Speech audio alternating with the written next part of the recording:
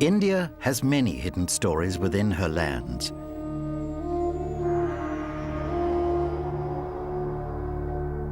Scattered across the Indian countryside are the signs of a people whose origins are rooted deep in ancient times.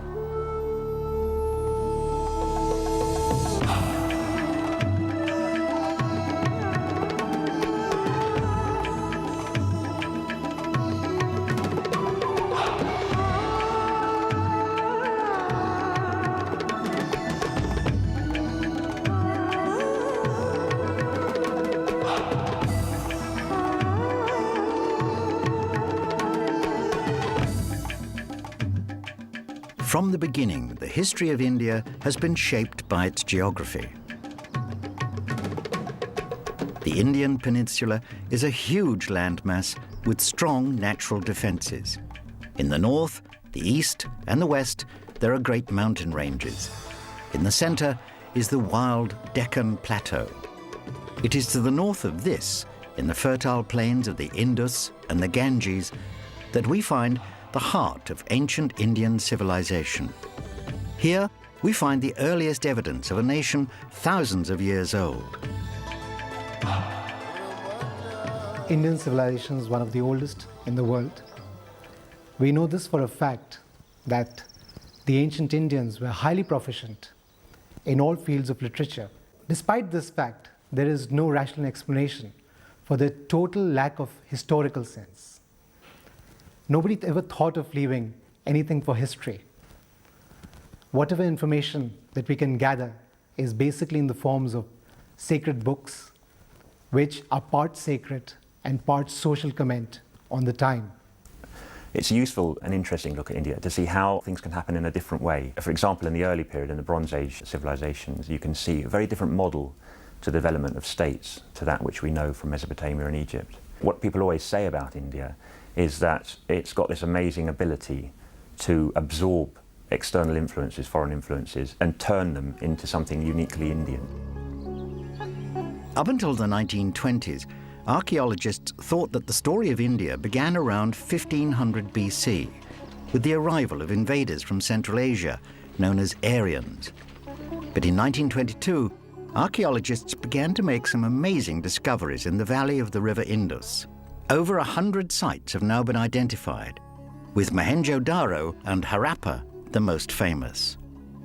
Mohenjo-Daro and Harappa are in a sense really signposts with which we say this is where our history begins. Before they were discovered, people believed that the dawn of civilization in India started off with the Aryans. And of course that was a convenient place to begin it off because the Aryans were probably from Europe.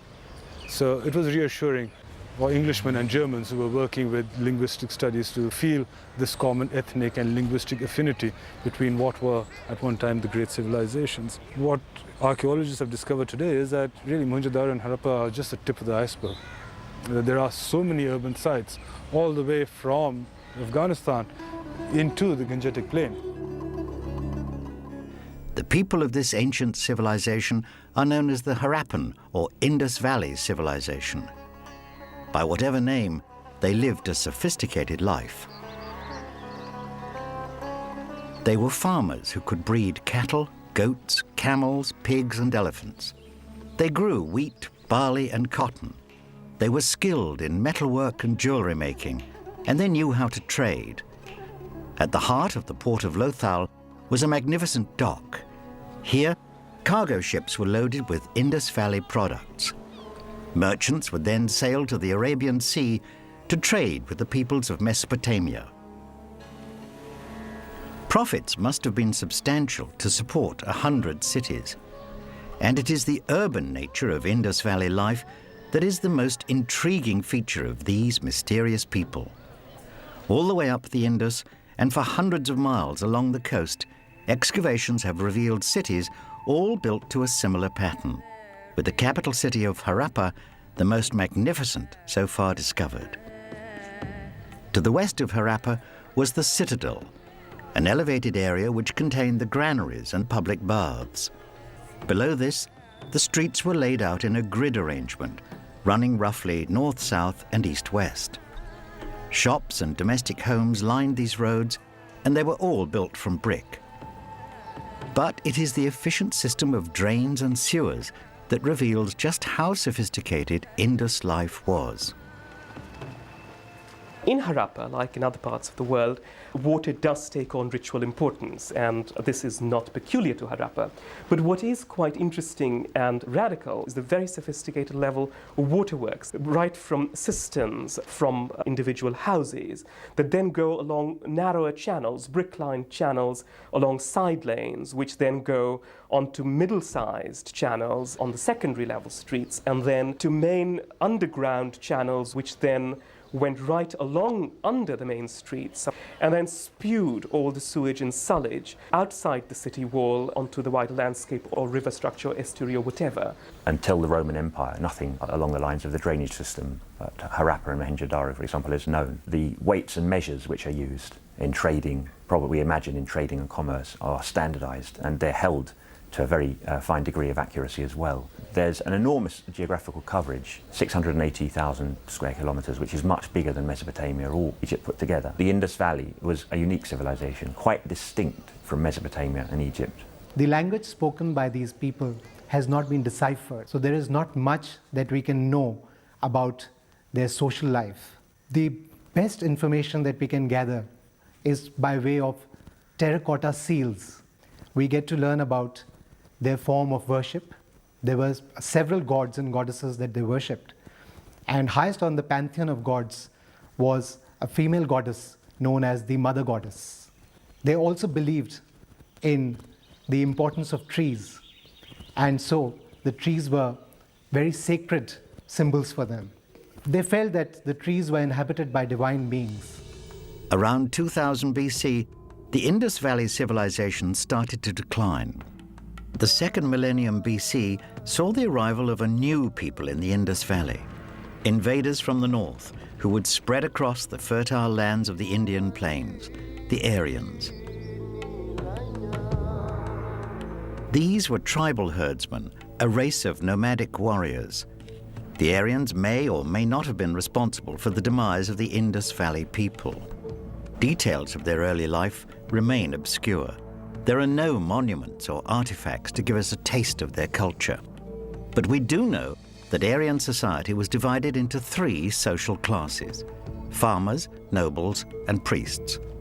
The priests were the holy men responsible for rituals such as animal sacrifice, which were the lifeblood of Vedic culture. These priests were also the curators of the religion of the people, bards of the beliefs and practices of India. This literature would eventually be written down as the Vedas. These Vedas are in the form of several books, and less than a historical account, they are basically more sacred in writing, and they have a lot of social idea about those times. The Rig Veda, that is one particular book from the Vedas, is considered to be the oldest book in the world. And this gives us an insight into the life of the people. There's no doubt that modern Hindus trace their origins, the origins of their religion, back to the Rig Veda, or the Vedas of about 1300 BC. In the Vedic period, we see a religion which we could describe as a sort of mystical naturalism, if you like, a mythical worldview in which a number of gods, principally Indra, but a number of other gods, seem to represent forces of nature to some degree. They're quite similar, in fact, to the early Greek pantheon, and the religious rites seem to revolve around sacrifice largely. Sacrifice of horses and other animals, and using soma, this mysterious plant which might have been some sort of drug. Most of the religious ceremonies were conducted by women. For any important decision, women had to be consulted. This is possibly the period when the cow was considered a sacred symbol, because milk and its byproducts were the most important diets in their daily life. At around the time of about 500 BC and thereabouts, the Upanishads were written, and at this time we see a revival of civilization and urbanism in the Ganges Valley, and an increasingly sophisticated society. And it's clear from the Upanishads that there's an increasing concern with individual salvation, with more mythical and mystical problems, and with the difference between right and wrong. So entering into something that we might regard as closer to what we would call religion today, something with moral aspects. One of the central messages of Hinduism is that life revolves in an endless cycle. According to the principle of samsara, death is followed by rebirth. But the nature of this rebirth is determined by the deeds of the individual. The path a person chooses in life directly affects the form in which they are reincarnated. A person who lives dutifully in accordance with the principle of karma can look forward to reincarnation in a human form. If, however, someone contradicts the principle, they can expect a far more lowly reincarnation. By around 500 BC, the basic principles of Hinduism were firmly established. These included the formal division of society into classes or castes. The lowest of these were the Sudra, the laborers. Then came the Vaishya, the peasants and merchants. Further up the caste ladder were the Kshatriya, the rulers and warriors. At the top of the social pyramid were the Brahmins, the teachers and priests. By the middle of the first millennium BC, this highest of castes also included ruling kings, known as Rajas. The Brahmins had taken over the religious ceremonies which were being held in every household, which previously were conducted by women. They were making it more and more rigid to suit their means. And because of this rigidity, people were buckling under pressure, especially the lower castes, because they were looked down upon by the Brahmins. And this is the time when untouchables came into form. New schools of thought started emerging. And this is a period when Jainism and Buddhism came into form to break away from the rigidity of Hinduism. India was now emerging as a recognizable nation of 16 autonomous states. In the 4th century, one of these, which Chandragupta would found as the Mauryan Empire, emerged as the dominant force. By 325 BC, the new king Chandragupta Maurya became the ruler of the state of Magadha. He soon proved himself an outstanding warrior. By 300 BC, he had conquered the valleys of the Indus and the Ganges and taken over the empire of Alexander the Great. The son and grandson of Chandragupta also proved to be great military leaders. By 262 BC, the Mauryan king Ashoka controlled almost the whole Indian peninsula. This was a large empire, and the Mauryans needed to maintain a tight control within its boundaries. A Greek observer described how an enormous army of 700,000 men policed the empire, and the Mauryan leaders were not afraid to use this army. However, the Mauryan age is better remembered for its wealth and culture. The sumptuous life of the imperial court was later recalled in some of the finest images of Indian art. The skills of the jeweler and the goldsmith were very much in demand.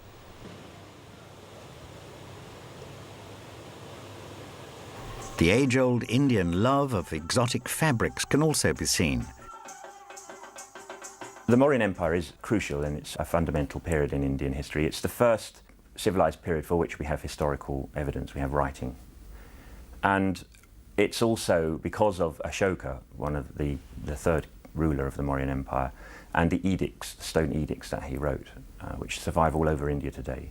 And we also have a Greek ambassador who was actually present at the Mauryan court at Pataliputra, which was the capital, modern Patna in Bihar. Archaeological evidence has borne out some of the descriptions he gives us.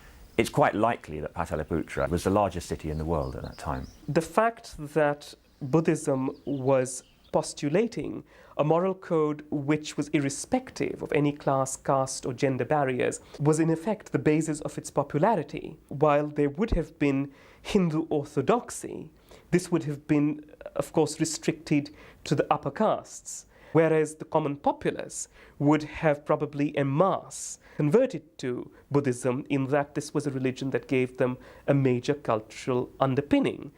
Until, of course, Buddhism becomes a state religion under Emperor Ashoka. Ashoka Maurya actually converts to Buddhism after most horrific battles on the plains of Kalinga, where he's deeply moved by human suffering at large. With the conversion of Buddhism as a state religion, it obviously traversed the barriers of certainly notions of the priestly class and the common populace, and therefore it had a much, much greater appeal, as indeed we see in all the Buddhist monuments that survive down to the present day are in fact initial edifices that were re-erected to some extent by Emperor Ashoka. The Buddha himself took many of the ideas already formed by Hindu thought, Vedic thought, most important of which would be reincarnation and karma, responsibility for one's actions. So they have a very similar root. The most important of the Four Noble Truths. Life is suffering. He saw suffering around him. The second noble truth is that all suffering comes from ignorance and from desire. The third noble truth is that there is a way out of that, which is nirvana, a salvation, if you like, from this eternal cycle of suffering.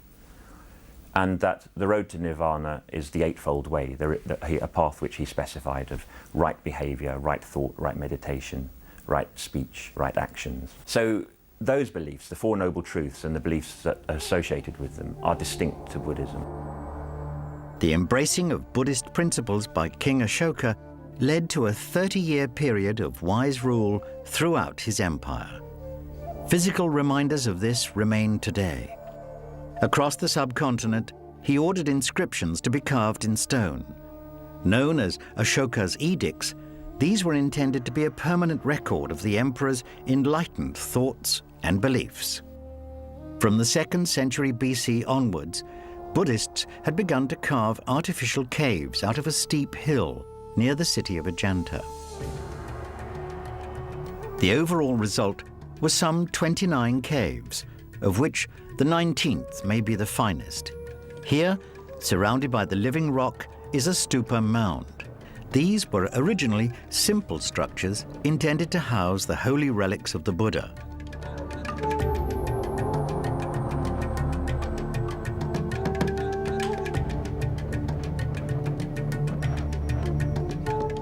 Inside, a huge figure of the Buddha, dramatically illuminated by the natural light entering through the gabled cave opening. It is easy to imagine the reaction of 19th century Europeans when they first discovered caves like this. There are few man-made creations as spiritually moving as this labor of faith. Sculpture is not the only art form visible at Ajanta. From 200 AD until 650 AD, the cave walls were covered with mural paintings. Fresco work widely believed to be the greatest achievement of Indian visual art.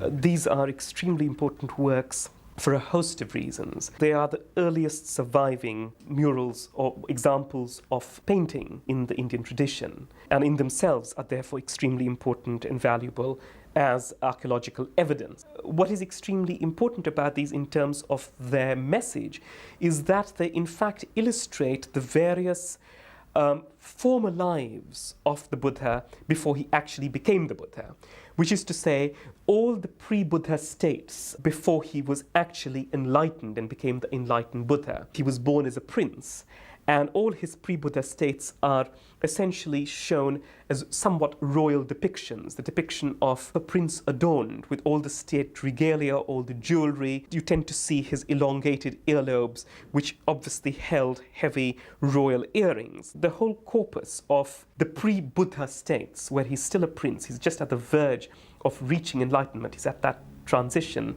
The Mauryan age that inspired the Ajanta cave painters is the first of 3 great ages of Indian civilization.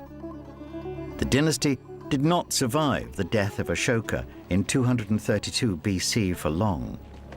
In the following centuries, a succession of invasions from the north led to long periods of political disunity. It was not until the 4th century AD that a powerful new dynasty emerged. These were the Guptas, a succession of monarchs who also hailed from the state of Magadha, and whose first great leader was also called Chandragupta. Under Chandragupta I and his successors, India again became a vast, unified land. For 150 years, the Guptas presided over a time of peace and prosperity. But the most lasting legacy of the Gupta dynasty was the development of a new system of decimal numbers. The Gupta age was also an important time for Indian religion. The period between the Mauryan and Gupta dynasties had seen a steady decline in the practice of Hinduism. During this period of disunity, it was Buddhism that proved most dynamic. But under the Guptas, Hinduism recovered and absorbed many features of the rival faith. In the end, Buddhism would become little more than a fringe religion in India. To this day, it is the complex Hindu beliefs that dominate the spiritual life of the Indian people. In the resurgence of Hinduism in, say, the 4th century, 5th century AD, we can see a counter-reformation by the Brahmins, an attempt to win back believers and to win back social control. And we can see elements of Buddhism coming into Hinduism. It has been argued that the very form of the Hindu temple is borrowed from Buddhism. But there are also important differences. Buddhism itself had been moving towards a more populist stance during the later years, looking to be attractive to perhaps simple village people who were interested in personal devotions and having deities to worship. And it's almost like the two religions are competing for the same electorate. They're competing for the same vote. They're both trying to offer gods or idols that people can recognize and understand and worship. Ancient India is a very complex period. You have the coexistence of Hinduism, you have the coexistence of Buddhism, you have the coexistence probably of a lot of nature-centered cults. Vishnu, that becomes extremely important, is a much more subservient kind of god, a deity in the earlier Vedic corpus, wherein by the later Vedic period he tends to become much, much more important. He in fact takes on the role of the sustainer in later Hinduism. Brahma tends to become much, much more important. And Rudra, who is later known as Shiva, who is the destroyer. So this essential kind of triangle of creator, sustainer, destroyer tends to emerge as the primary Hindu corpus, set of pantheons that are then developed upon in later centuries and in fact survive down to the present day. The Gupta dynasty ultimately crumbled at the end of the 5th century. Again, invaders from the north were involved. These were the so-called White Huns, a race whose domination of India would be brief, but whose legacy lived on for centuries. By the end of the 6th century, many of the invaders' descendants had become fully assimilated into Indian society. These were the Rajputs, warrior families who established petty states in north and central India. The Rajputs became committed to the Indian way of life, and the temples that they built remain the greatest of all Hindu monuments. Here at Khajuraho, in the Madhya Pradesh region, the temples were constructed by a 10th century Rajput leader, a prince of the Chardela family. This is a huge complex of religious buildings dedicated to the Hindu god Vishnu. The mountainous Lakshmana temple is the most dominant feature of the construction, and its design inspired by a sacred Himalayan peak. But it is the carved sculptures on the temple exterior that make Khajuraho special. The carvings are highly erotic and leave nothing to the imagination. But these explicit images of physical love are thought to have been inspired by a deep sense of spiritual belief. There are many, many theories about this, and not that there's been any one which has been completely explained. It is to do clearly with the notion of the auspicious, the notion of procreation, the notion of longevity. And in the case of the Lakshmana temple, the great edifice that actually celebrates a new kingship, declares the independence of a new regime. At the second level, there have been interpretations that these are essentially interpretations from the Upanishadic textual corpus, which talks about the unity of man with the ultimate, the fusion of the human soul with the infinite notion of godhood. And again, this notion of fusion is depicted in very explicit erotic terms. Alongside this, there is a whole textual corpus of Orissa, of the region, that talks about, in fact, the 16 auspicious forms of the woman and her role in any kind of religious endeavor. The Khajuraho temples, in fact, seem to illustrate these faithfully. The woman looking in the mirror, the woman plucking flowers. The third possible influence would have been from cults that were the non-conservative followings of the Hindu traditions, that is the tantrics. A lot of such imagery is in fact attributed to them. There is in fact a somewhat later text actually that enacts a life eulogy of two royal couples, the conservative over the non-conservative, the Brahmanical over the tantric, and the orthodox over the unorthodox. The interplay between these two seems to be a kind of a cultural backdrop for a lot of these temples, and clearly in that some of that ideology was incorporated within the overall iconological agenda of the temple is not unnatural. Magnificent temples like this dominated 10th century India, both physically and spiritually. By this time, Buddhism had all but left the country to become established further east, in China, Korea, and especially in Japan. But now, a new threat to the Hindu faith was looming in the West, a young religion which already dominated territory from Spain to the Indian border. This was a very different kind of belief system to Hinduism. It was faith with one God that began to push towards India as early as the 8th century AD, Islam. The Hindu civilization at this period had isolated themselves from the rest of the world. And the reason for this was that they felt that they were the most superior race. Their king, their country, and their knowledge was the best. So they discouraged any sea travel. And this was one reason that their defense from sea was very, very poor. Sometime in the early 8th century, the first invasion of India took place by the Muslim world. This was basically out of an extremely insignificant incident. An Arab ship leaving the coast of Sri Lanka and carrying goods and widows of tradesmen who had died in Sri Lanka was attacked by Indian pirates on the Arabian Sea. The governor of Iraq sent a letter of protest to the then ruler of Sindh for returning the goods and the women. Since the Indian ruler had no control over the sea pirates, he regretted his inability.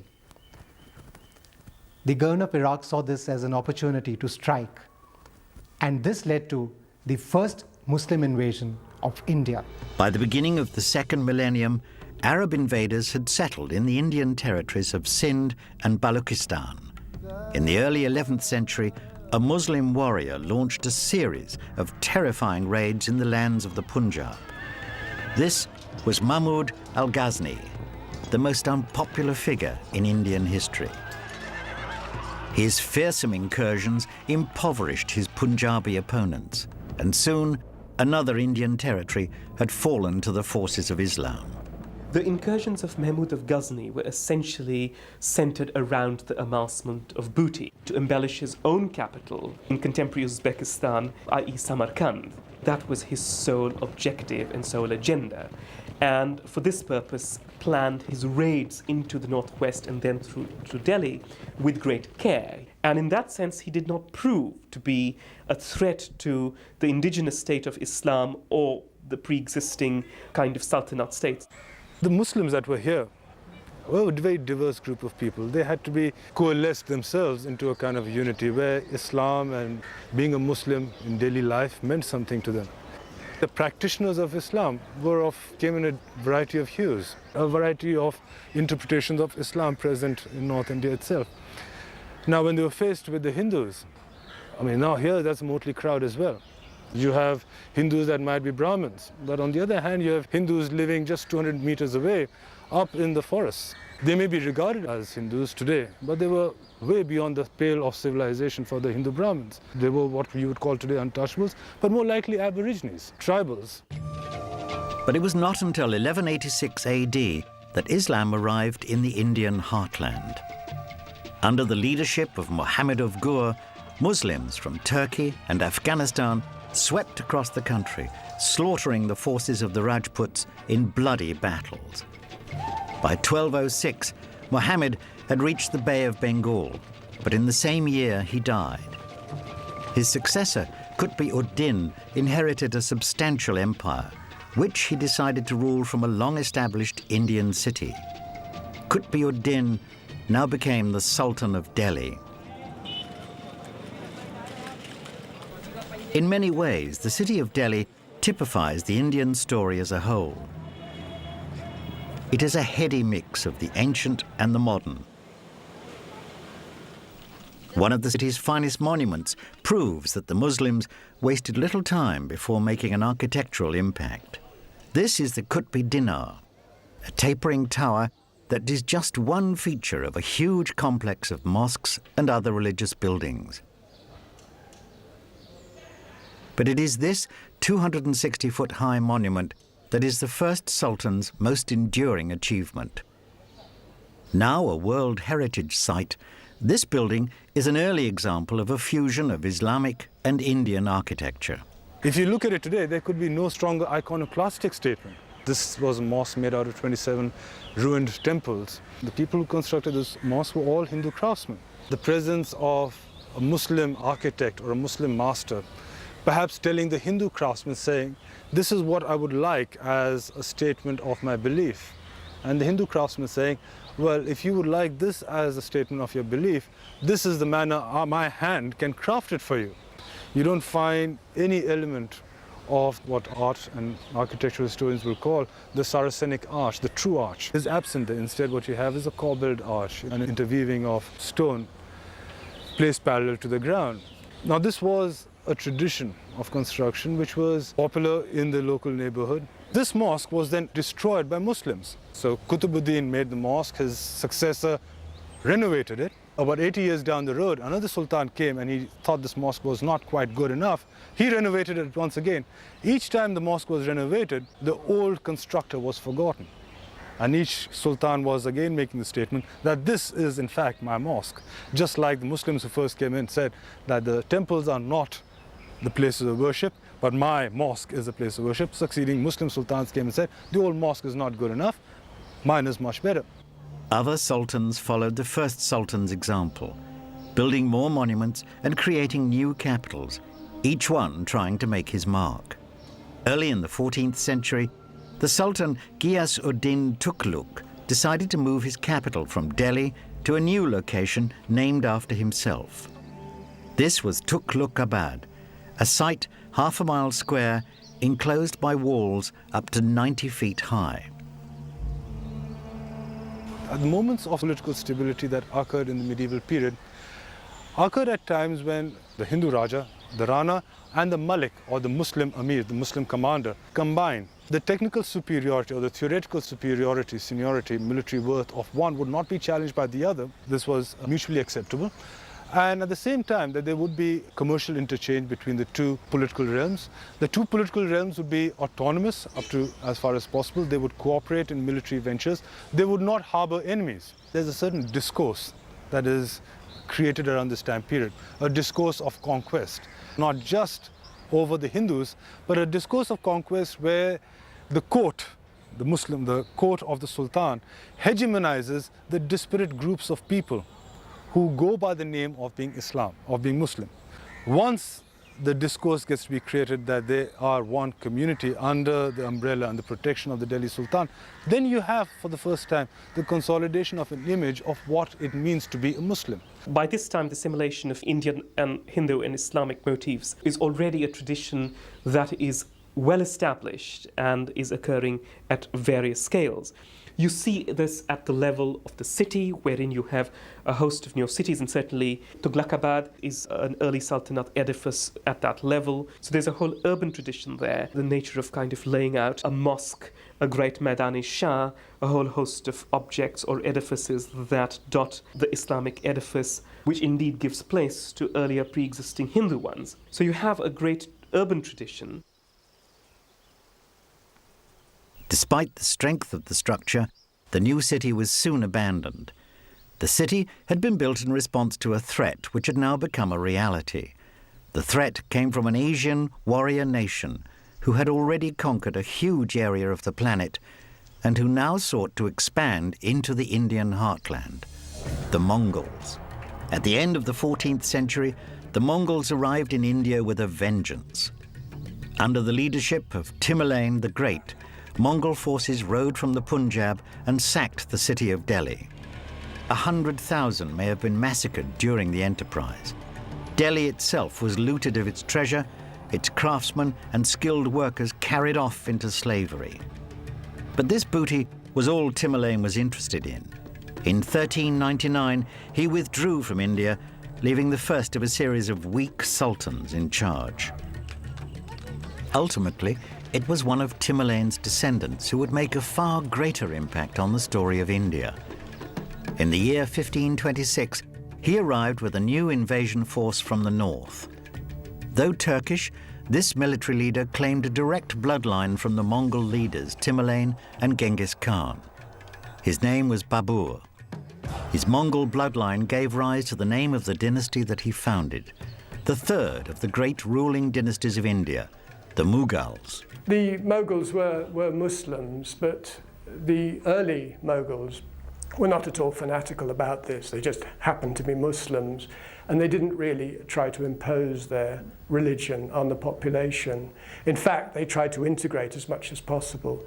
The great Mughal Emperor Akbar, in fact, took wives from Hindu chiefs, and the children were then Muslim, but the idea was to integrate with the existing population. It's only with the Mughal Emperor Aurangzeb in the late 17th century that we find less toleration of other religions in India. The problem with the Mughal Empire was it never managed to unify the whole of India, and there were always continuing wars on the frontiers. The other problem under the Mughals, whenever a Mughal emperor died, there was a war of succession, and usually the most powerful son was the one who managed to gain power in the end and then try to re-establish the rule. The Mughals are the culmination, I think, of India's greatness. It's a strange thing that it was an Islamic dynasty and India is really predominantly a Hindu country. But this is one of the things of India. It's never simple. The Mughals did more in terms of organisation and control of a large amount of Indian territory and the generation of enormous tax revenues to create a massive standing army and a very sophisticated civilization than anybody. Akbar himself, the third Mughal emperor, instituted massive tax reforms, land reforms, to make sure that his state was able to collect tax. And he used that money to build the Mughal Empire into what it became. The Great Mughal was known around the world, Elizabethan England and Europe, widely respected as probably the wealthiest ruler anywhere on the surface of the planet. The Mughal Empire lasted until 1857. During that time, the territory under their control expanded to include virtually all of the Indian peninsula. Mughal rulers, such as the great Akbar, were not only brilliant commanders, but wise and generous rulers, like the Mauryans and the Guptas of the ancient past. Akbar especially encouraged a tolerant and fair system of government in his kingdom. The farmers in India, they responded very quickly to the demand for products outside, and particularly cotton. They also began to grow new crops which came in, originally brought by the Portuguese, and crops often seen as being very typically Indian, like chili. India was a land with a massive population of artisans, particularly the handloom weavers, who were found all around the port cities of India, producing cotton cloth and other textiles such as silks. There was a very big transport trade in India, and this involved largely the carrying of goods on the backs of animals, particularly bullocks. The peasantry were very responsive to the needs of the market. This was a culture that fused many different influences. In painting, the Mughal emperors sponsored artists to paint manuscripts depicting their own achievements. Images like these reveal the influence of old Persian art, but their sheer sense of realism has led many to detect the influence of the distant West.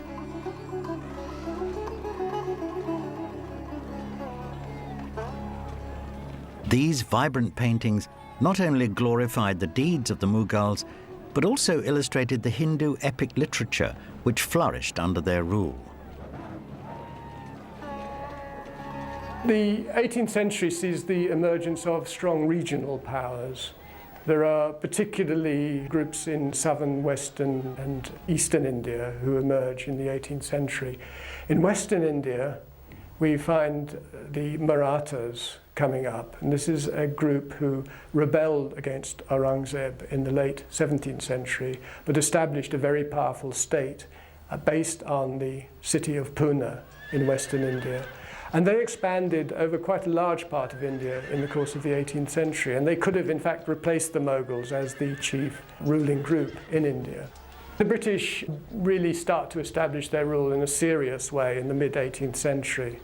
Initially, the British were confined to just a few port cities. However, in the course of the 18th century, they managed to gradually expand their power. Firstly in southern India, around Madras. Then, very crucially, in the 1750s, they gain control over Bengal. Then we see a gradual expansion during the course of the 18th century.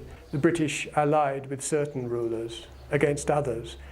And after they had managed to defeat the main enemy, they often made an alliance or treaty with that ruler. But it's a long process, stretching over almost 100 years. The Mughal Empire also saw a cultural fusion in the realm of music. The so-called Mughal style dates from the reign of the Emperor Aurangzeb. It is said that the emperor did not appreciate music, and so his own musicians decided to leave his employment. Their Muslim style now fused with the established Hindu folk music practiced away from the court. The hybrid style of music that resulted is still practiced and appreciated today. Contemporary northern Indian music is a continuing reminder of the fusion of Indian and Islamic traditions that took place under the Mughals. This fertile mixture of old and new also resulted in amazing achievements of architecture, and nowhere more so than at the city of Agra. Here, the Mughal emperor Shah Jahan commissioned the building of a fabulous tomb in memory of his wife who died at the age of just 39. Her name was Mumtaz Mahal, and the monument that her husband constructed was one of the most amazing buildings ever seen on Earth. It remains so today, a brilliant combination of the Hindu and Islamic traditions of India, the Taj Mahal. This is the most compelling monument to the power of romantic love. It is said that Shah Jahan and his beloved wife were never parted during their 18 years of marriage. When Mumtaz died, her husband was consumed with grief. But he soon resolved that his wife's body would rest in a fabulous tomb. 22 years later, in 1648, the Taj Mahal was completed. The labor of 20,000 men had been required. The Taj Mahal epitomizes and is probably the living embodiment of Mughal achievement in India. The whole conception of the mausolea is quite loaded and it evolves very interestingly in South Asia. In that this is a monument of love. It's marvelously articulated in terms of it has all the tenets of the Islamic paradisiacal garden, at the head of which you have this great edifice. So again, as you progress into the monument from its outer enclosures, which are in red sandstone, the great gateway, and the two mosques that are on either side of it, on east and west of it, and then of course the main rather pearl-like setting of the monument itself, which is again sits adorned on a magnificent plinth, the great domical chamber, and four corner minarets, which under normal circumstances would have been bastions adhering to the built form, but in this case have been given their own autonomy and done so very interestingly architecturally. Sadly for Shah Jahan, there was a price to pay for this timeless expression of love.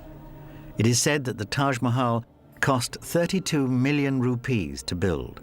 It is also said that such a price was too much even for a Mughal king. According to legend, Shah Jahan's lavish spending led to his overthrow by his son Aurangzeb. The new ruler then imprisoned his father in Agra's Red Fort, a mile to the west of the Taj.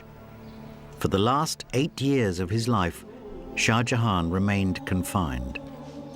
His only consolation was that his cell window looked out onto the monument that remains the greatest reminder of his rule and his love. Everybody reacts to that building because of the supreme elegance, the fantastic colour, the atmosphere about it, and the balance of its proportions. You don't need to understand it to realise that it's a very beautiful building. It's the culmination, in many ways, of more than a century of Mughal architecture in India, and especially the mausoleum. I think you could argue that by the time of Shah Jahan, who was deeply interested in architecture, we can see a completely new style. It's a new style, it's a fusion of the different traditions into one distinctive style, which really means that it's no longer important to try and separate out the Hindu elements or the Islamic elements, because it's become something on its own. It's become the Mughal style. And I think that the Taj Mahal really is the culmination of that process. It's the greatest monument, and it really is the monument in which the two styles are fused together to almost perfection. It evolves out of traditions that are very indigenous to South Asian Islam, that of the mausolea and that of the pleasure garden, that are articulated in very South Asian terms. But more than that, it tends to become a pan-South Asian Islamic symbol of the time, of the 17th century, which in fact puts it at par with the Safavids in Iran and the Ottomans in Turkey. It tends to take on that great metropolitan kind of iconology of the survival and progress of Islam in India, interestingly on indigenous terms. The Taj Mahal has outlived not only its creator, but also the Mughal dynasty, which began its decline 100 years later. India's earlier landmarks, such as the sophisticated cities of Harappa and Mohenjo-Daro, survived for 4,000 years hidden beneath the surface. No doubt, over time, India will yield up more of her lost treasures, each one with a story to tell.